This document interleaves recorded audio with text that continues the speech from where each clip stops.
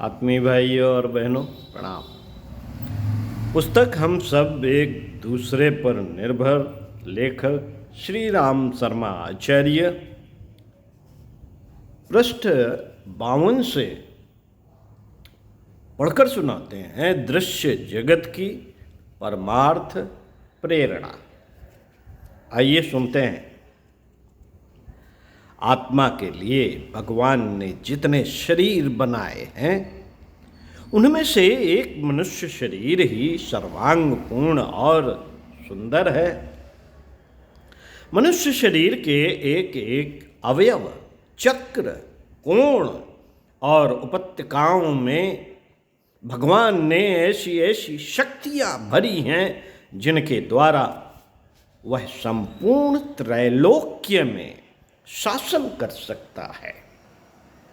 बुद्धि, विवेक, ज्ञान, श्रवण, दर्शन, घ्राण, संदेश, संप्रेषण के लिए वाणी, लेखनी आदि के ऐसे ऐसे सुंदर साधन उसे मिले हैं जैसे सृष्टि के किसी भी प्राणी को नहीं मिले। भगवान की शक्तियां अनंत हैं, पर वह प्रकाश में नहीं आ सकती। मनुष्य को उसने अपना प्रतिनिधि बनाकर इस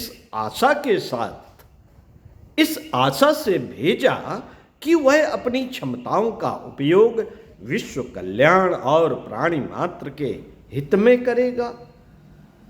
किंतु बंदर के हाथ तलवार वाली कहावत की तरह मनुष्य ने उन ईश्वर प्रदत्त शक्तियों का दुरुपयोग ही किया है। बेईमान और रिश्वतखोर ऑफिसर की तरह उसने किया तो, पर पीड़न, शोषण और अत्याचार ढाए या फिर रोटी, बेटी, रुपया, पैसा वाले निकृष्ट जीवन में गलकर मर गया और अपने पीछे परमात्मा की दी हुई विभूति मनुष्य शरीर को भी कलंकित कर गया। मित्रों, मनुष्यों में बुद्धि, धन, बल, प्रतिभा, भावना आदि की संपदाएं ऐसी हैं जिन्हें उसके व्यक्तित्व का बीज कहा जा सकता है। इसी के आधार पर हम ऊंचे उठते और आगे बढ़ते हैं। बीज सड़ा गला हो तो उससे वंश वृद्धि न हो सकेगी। गुण, कर्म, स्वभाव की विभूतियां यदि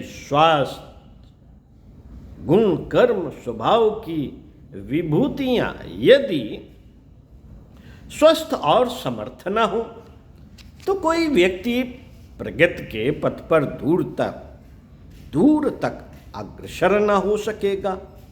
ध्यानपूर्वक देखने से पता चलता है कि हमारी विभिन्न शारीरिक और मानसिक हलचलें इन विभूतियों को और पुष्ट करने के लिए ही होती हैं।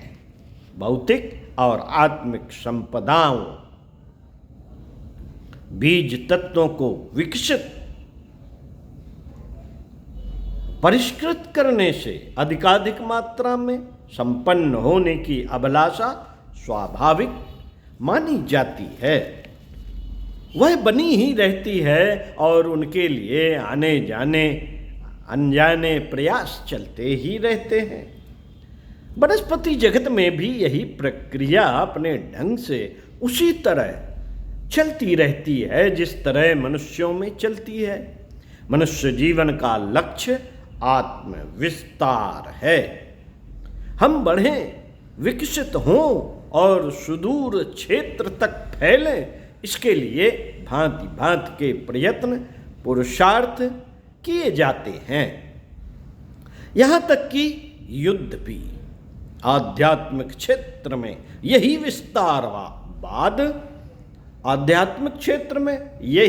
विस्तारवाद आत्मीयता का क्षेत्र बढ़ाकर सब में अपने को और अपने में सबको देखने वाला तत्व दर्शन हृदयंगम किया जाता है। बीज तत्व का विकास और सत्ता का विस्तार करने के लिए हम मनुष्यों के विभिन्न क्रियाकलापों को संजोया जाना देखते हैं।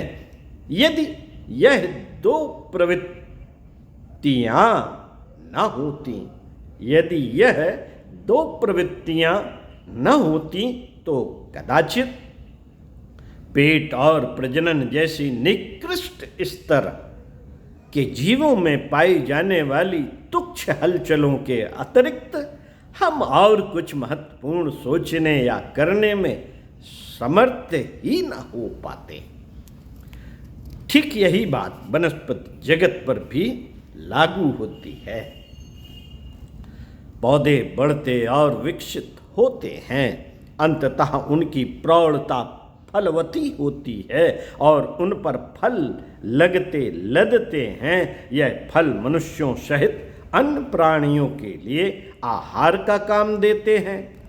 पर जहाँ तक वृक्ष के लिए इन फलों का अपना उपयोग है, वह उनकी बीज सत्ता को अक्षुण्ण रखने, परिपुष्ट बनाने और सुविस्तृत करने के उद्देश्य से ही सन्निहित देखी जा सकती है। वृक्ष मात्र परोपकार के लिए ही नहीं फलते, वृक्ष मात्र परोपकार के लिए ही नहीं फलते, उनके अपने जीवन की सार्थकता भी फलवान होने में ही है। फलों में गूदा भरा होता है, फलों में गूदा भरा होता है और गूदे के भीतर बीज रहते हैं। यह बीज एक जगह इकट्ठे नहीं रखे रहते, वरन दूर दूर फासले पर रहते हैं। पूरे वृक्ष पर एक ही फल नहीं लगता, वरन उनकी बहुत बड़ी संख्या होती है। प्रकृति ने ऐसी व्यवस्था क्यों की? प्रकृति ने ऐसी व्यवस्था क्यों की? प्रश्न, चिंतन मनन। इस पर विचार करने से स्पष्ट होता है कि प्रगति के आधार जिस प्रकार मनुष्यों के लिए बनाए गए हैं, वैसे ही वृक्षों के लिए भी विनिर्मित किए गए हैं। गूदे का उद्देश्य है बीज को पोषण देना, परिपुष्ट करना, प्रौढ़ावस्था तक पहुंचाना। माता के गर्भ में जिस प्रकार भ्रूण पकता पलता है, उसी प्रकार फल के उदर में गूदे के मध्य बैठा हुआ बीज धीरे धीरे सबल और समर्थ बनता रहता है। मानव जीवन के अधिकतर क्रियाकलाप भौतिक उपार्जन के लिए होते हैं। इससे सुविधा सामग्री तो मिलती ही है, साथ ही वे विशेषताएं, विभूतियां भी परिपक्व होती हैं, जिनके आधार पर प्रत्येक क्षेत्र में सफलता पाई जा सकती है। इसे विकसित व्यक्तित्व की परिपुष्ट सत्ता कहते हैं। इसे विकसित व्यक्तित्व की परिपुष्ट सत्ता कहते हैं। एक वृक्ष अनेक फल और प्रत्येक फल में अनेक बीज इसलिए उत्पन्न करता है कि उसकी सत्ता को अधिकाधिक विस्तार करने का अवसर मिले। उसे सीमित दायरे में संकीर्णता की परद में ही आबद्ध रहकर अविकसित कहलाने का कलंक न सहना पड़े। आत्म विस्तार बिना न तो आत्मसंतोष मिल सकता है और न आत्म गौरव। जब मनुष्य अपूर्णता से पूर्णता की ओर, क्षुद्रता से महानता की ओर बढ़ने के लिए निरंतर प्रयत्नशील रहता है, तो वृक्ष भी उसी प्रकृति प्रेरणा का अनुसरण क्यों न करे।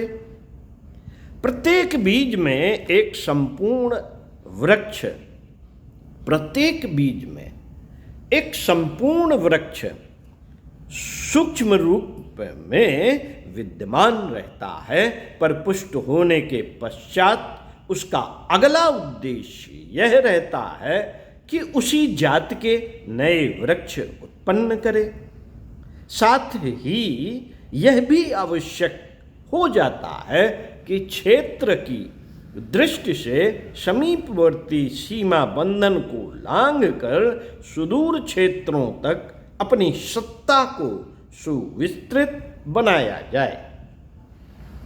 फल के भीतर सारे बीज एक जगह ही इकट्ठे चिपके नहीं रहते। गूदों के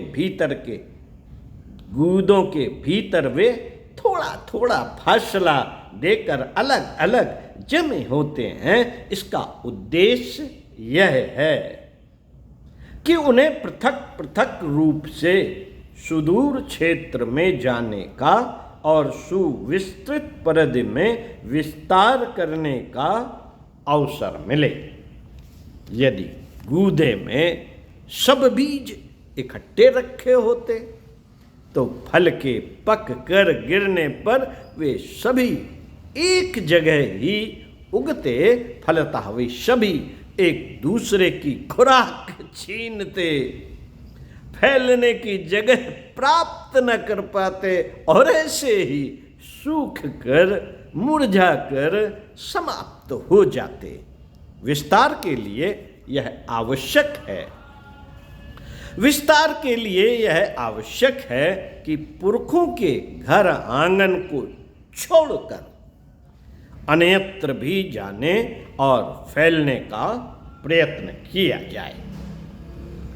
वृक्ष की सत्ता फलों के माध्यम से यही सब करती रहती है। फलने और पकने के साथ साथ उनकी वितरण चेष्टा भी उत्साहपूर्वक चलती है। गूदे में बीजों का स्थान अलग अलग होता भी इसलिए है कि उनके वितरण की व्यवस्था बन सके। आहार में प्रायः गूदा ही काम आता है। बीज खड़े होते हैं इसलिए वे फेंक दिए जाते हैं या संग्रह कर लिए जाते हैं। गूदा समाप्त हो जाने पर भी बीजों का अस्तित्व बना रहता है। यदि उन्हें पीसकर नहीं खाया गया है तो चबाने पर भी उनमें से अधिकांश साबुत बच जाते हैं। पेट में भी कम ही पचते हैं। मलमार्ग से निकलकर वे पृथ्वी पर बिखर जाते हैं और इधर उधर छितराते, धक्के खाते और वृद्धि करते हैं। मित्रों, मनुष्य जीवन की प्रगति के भी दो आधार हैं। एक भौतिक उपलब्धियों के लिए प्रयत्न करते हुए अपने में गुण, कर्म, स्वभाव परक बीज सत्ता को परिपुष्ट करना और दूसरा उस पुष्ट सत्ता को सुविस्तृत क्षेत्र में वितरण करके उन विभूतियों को दूर दूर तक बखेरना, विकसित करना। प्रथम चरण को शक्ति संचय कह सकते हैं और दूसरे चरण को सेवा साधना। बल वृद्धि का सामर्थ्य संपादन का उद्देश्य यही हो सकता है कि उनके वितरण विस्तार का लाभ सुदूर क्षेत्रों को मिले। जो लोग शरीर या परिवार के भीतर ही अपनी प्रतिभा का लाभ सीमित किए बैठे रहते हैं, उन्हें गूदे के भीतर ही सड़ जाने वाले बीज की उपमा दी जाती है। मित्रों, भरे स्पंज की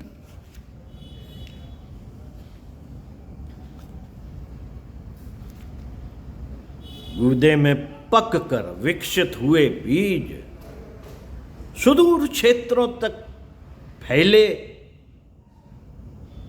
इसके लिए प्रकृति ने अनेकों प्रकार की व्यवस्थाएं की हैं। प्राणियों द्वारा उनका खाया जाना और मल विसर्जन के साथ उनका दूर दूर जा पहुंचना प्रत्यक्ष ही है। कई बीज फेंके या संग्रह करने पर किसी न किसी प्रकार वंश वृद्धि करने का अवसर पाने में सफल हो जाते हैं, कई भी सफल हो जाते हैं। अनाज की तरह कई बीज फेंके या संग्रह करने पर किसी न किसी प्रकार वंश वृद्धि करने का अवसर पाने में सफल हो जाते हैं। बीजों का व्यवसाय भी होता है। अनाज की तरह अन्य बीज भी खरीदे बेचे जाते हैं और वे यहाँ से वहाँ की यात्रा करते हैं। यह तो प्रचलित व्यवस्था हुई। प्रकृति भी इस दिशा में भारी योगदान करती है और तरह तरह के ऐसे साधन जुटाती है जिससे वह उत्पन्न हुई बीज संपदा किसी एक स्थान तक सीमित होकर न रह जाए, वरन उसे सुदूर क्षेत्रों में वितरित होने का अवसर मिले। साथियों, इसी क्रम को आगे बढ़ाए रखते हुए पृष्ठ 56 से इसी विषय पर अगले वीडियो में पुनः आपसे मिलते हैं, इसी वीडियो के तारतम्य में। ओम।